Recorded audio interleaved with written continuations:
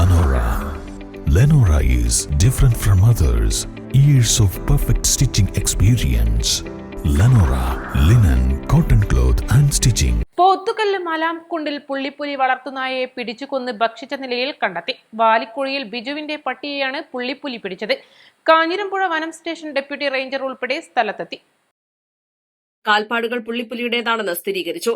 12.5 centimetre നീളവും 10 centimetre വീതിയുമുള്ള കാൽപ്പാടുകളാണ് വീട്ടുമുറ്റത്ത് പതിഞ്ഞിട്ടുള്ളത്. ഇന്നലെ രാത്രിയാണ് പുള്ളിപ്പുലി വന്ന് കടിച്ചത്. പിന്നെ പശു കാര്യങ്ങളൊക്കെ ഉണ്ട്, ഇവിടെ കൊച്ചു പിള്ളേരുകളും ഉണ്ട്, ആനയുണ്ട്. ഇങ്ങനെയാണ് ഇവിടുത്തെ സ്ഥിതിഗതികള്. ഇന്നലെ എപ്പോഴാന്ന് വെച്ചാൽ ഞങ്ങൾ ഇവിടെ താമസിച്ചില്ല. പേരയാകെ ചോർന്ന് ഒലിച്ച് കിടക്കുക. ഞങ്ങൾ ഇതിന് തൊട്ട് താഴത്തെ പേരയിലാണ് താമസം. അപ്പൊ രാവിലെ പട്ടി അഴിച്ചു വിടാൻ വരുമ്പോഴാണ് അളിയനൊക്കെ പശുവിനെ കറക്കാൻ വേണ്ടി വന്നപ്പോൾ അവരാണ് ആദ്യം കണ്ടത്. ഞങ്ങൾ ഈ പേര് മൊത്തത്തിൽ താമസിക്കാൻ പറ്റാത്തതുകൊണ്ട് ഇതിന് തൊട്ട് താഴെ തന്നെയാണ് താമസം. അപ്പോഴാണ് കാണുന്നത്. എന്തോ ജീവി കടിച്ചു എന്നുള്ളതാണ് ഞങ്ങൾ വിശ്വാസം. പിന്നാണ് പുള്ളിപ്പുലി കടുവ എന്നൊക്കെ ഇങ്ങനെ പറയുന്നത്.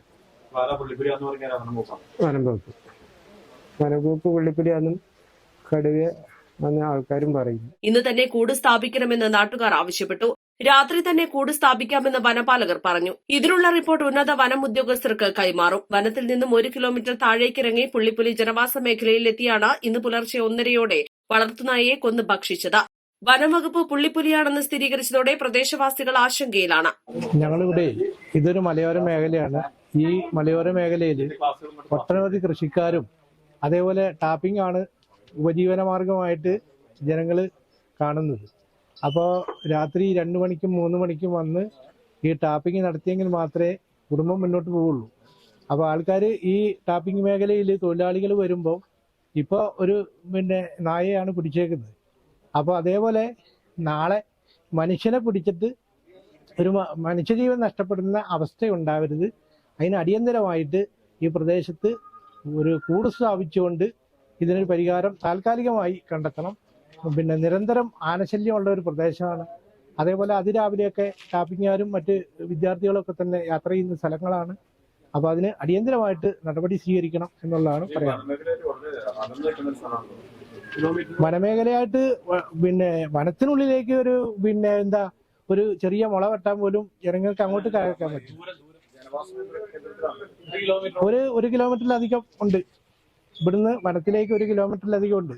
ഇതിന്റെ അതിർത്തിയൊക്കെ ജണ്ടയിട്ട് അവർ പോയിട്ടുള്ളതാണ്. അപ്പൊ ബാക്കിയുള്ള പ്രദേശത്തേക്ക് വന്യമൃഗങ്ങൾ ഇറങ്ങാതിരിക്കാനുള്ള ഒരു സംവിധാനം ഫോറസ്റ്റ് അധികൃതർ സ്വീകരിക്കേണ്ടതാണ്. 1 കിലോമീറ്റർ അല്ല, ഇതിന്റെ താഴേക്ക് ഇപ്പോ 2 കിലോമീറ്റർ അധികമായിട്ട് ആന വന്ന് നിരന്തരം ശല്യം ചെയ്യുന്നുണ്ട്. കൃഷി നശിപ്പിച്ചു പോകുന്നുണ്ട്, വാഴ അങ്ങനെയുള്ള കാര്യങ്ങളൊക്കെ നശിപ്പിക്കുന്നുണ്ട്. അപ്പൊ ആൾക്കാരെ ഇതുവരെ ഉപദ്രവിച്ചിട്ടില്ല എന്നേ ഉള്ളൂ. ഉപദ്രവിച്ചിട്ട് ഒരു നടപടിയിലേക്ക് വരുന്നതിന് പകരം അതിനു മുമ്പ് തന്നെ ഒരു പ്രതിരോധം വന്യമൃഗങ്ങളിൽ നിന്നും ജനങ്ങൾക്ക് ഒരു സംരക്ഷണം നൽകണമെന്നുള്ളതാണ് ഞങ്ങൾ ആവശ്യപ്പെടുന്നത്. കഴിഞ്ഞ 2 മാസങ്ങൾക്ക് മുൻപ് ടാപ്പിംഗ് തൊഴിലാളികൾ ഈ മേഖലയിൽ പുലിയെ കണ്ടിരുന്നു. East live, Edakkara.